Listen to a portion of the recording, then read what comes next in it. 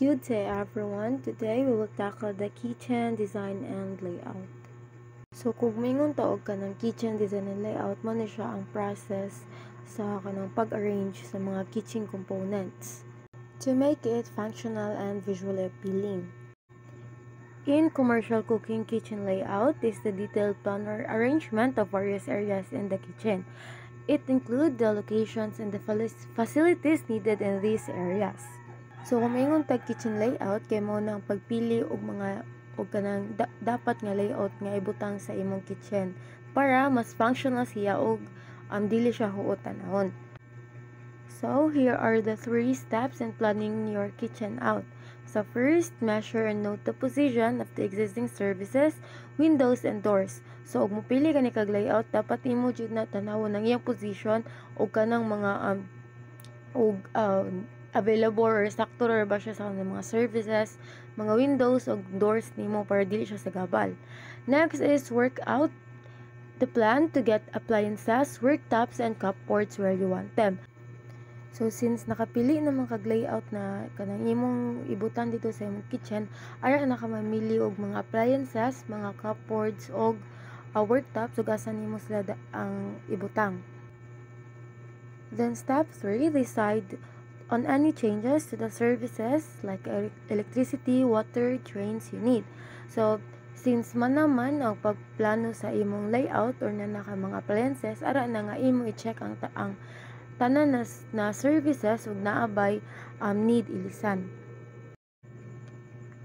So, I have a picture here sa work triangle wherein ang refrigerator ng stove kay gaat pang dan ang sink kay nasa tunga.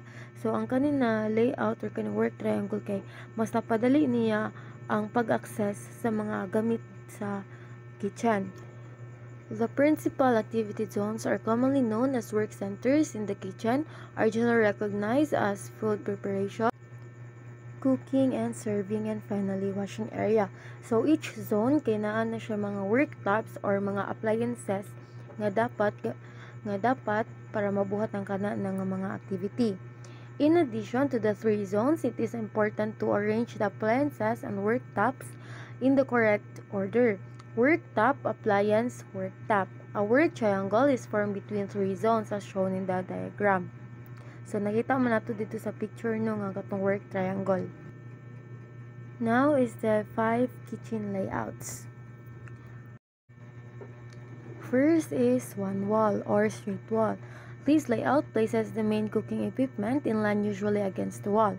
It allows easy access to all appliances and it does not provide enough storage space. So, kung may tag one wall or straight wall kay nakapilpid na siya sa isa ka wall.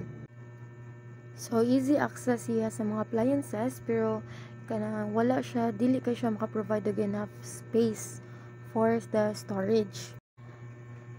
Next is corridor layout. So, kung yung tag corridor layout, kay mao na ang door kay ilagi pa ang door kay silbi tunga. So, 2 walls ang iya nagamit anywhere in murag naka triangle sa siya para easy access. So, this layout is good for small apartment. Next is L-shape layout. So, ang kaning L-shape is one longer and one shorter that meet to form an L. So, ang kanina layout is so free-flowing kitchen. Mas less ang traffic jam sa kitchen and mas daghan og room and less stress when providing foods. Next is U-shape layout. So, ang kaning U-shape layout kay 3 walls providing plenty of space for work and storage. So, syempre, nag-form na siya og letter U. So, it's designed for small or large spaces. And also, it is convenient in working area since mas easy ang pag-reach sa mga butang-butang. Last is Island Peninsula layout. So, ang kaning Island Peninsula layout kay has a central work area in the middle of the kitchen. So, as you can see here, naadyo na siya tunga sa kitchen. So, permit na makita ning layout na kana sa mga dato sa mga luxury houses. And it can be used for food preparation, dining, or storage ang kaning nasa tunga. So that's why it's called island or peninsula. So if you have any questions, PM lang muna ako or comment. That's all. Thank you everyone.